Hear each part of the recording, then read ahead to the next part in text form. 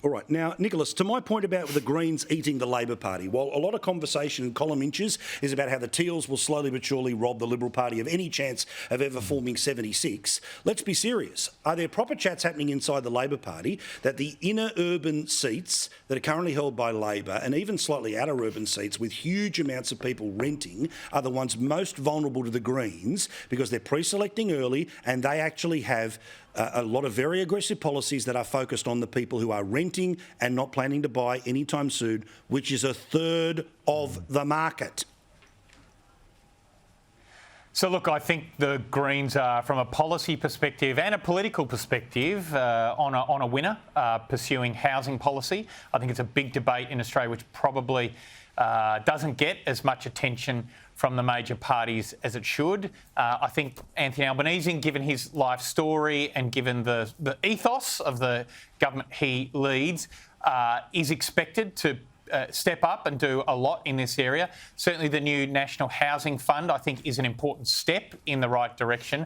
I do think the Greens have made a major tactical blunder in voting against that, and not just voting against it, but siding with the Liberals, with One Nation, with Clive Palmer, to vote against what is billions and billions of dollars going into building more housing in Australia. So if someone follows that debate and just hears that that's what the Greens have done and they care about housing, their reaction is going to be one pretty negative towards the Greens.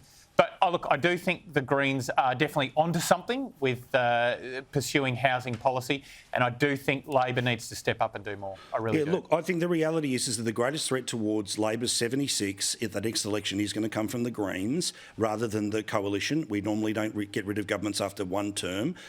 That's my call right now, 2 years out, but we'll wait, watch and see. But Steve, what about these people who anonymously drop off letters to people in Toorak? Now, God love the people of Toorak, good luck to them if they inherited it, earned it, whatever, right? But obviously it is, the 1% of the 1% who live in all those lovely houses. I assume all these people are going to go to the local Teal MP or local Greens MP and tell them they have to get rid of their holiday house and investment property too. Yeah, don't hold your breath. I don't think that'll happen. I happen to own a house near a beach. I mean, I haven't got the letter yet, so presumably where I live in Melbourne's not grand enough for them to letterbox me. But this is just ridiculous. I mean, this is just class warfare again, breaking out all over the joint. And, I mean, it's anonymous. They don't even have the guts to put their name to the letter. It's just crazy. And I might point out that in Victoria, by the way, and my colleague here, Nicholas Reece, will know this very, very well, Victoria has a very punishing land tax policy at the moment. So all of those people who these people say shouldn't have two houses are paying massive amounts of tax in land tax on that second property. And where's that money going?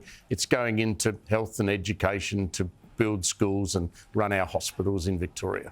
But also, the thing, Caroline, that annoys me about when Shorten tried to muck around with negative gearing and now these people as well, right, which is for most people, their entire financial strategy is to eventually buy the best house they possibly can, maybe an investment property as well, so that at a certain point in life when they play financial kaplunk, enough money falls out that you don't end up in the worst possible situation in the final years of your life. It's not so you can walk around with a monocle and smoke cigars, God love people who do. It's because people want the best for their retirement or to maybe hand on to their kids to have a start. Now, I'm not talking about the person who owns 10 houses. I'm talking about the person who owns one and is trying to get into another one as well. I know, it is really unfair. I feel like whenever they try to fiddle with something like housing or super to change the game completely midstream for people who, as you say, most people are just trying to, set themselves up for retirement, make things easier for their kids, because let's face it, in a few generations, who knows what any of our kids are going to be able to afford.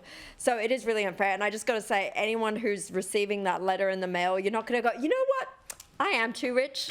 I'm moving out. I'm going out to the suburbs. No, it's not happening. Yeah, see you later. And by the way, look, it's getting framed. Look, I'm quite sure that the tent that Steve lives in is a very, meagre property, no doubt, after a long and profitable career. Very humble, mate. Very humble. I have no doubt.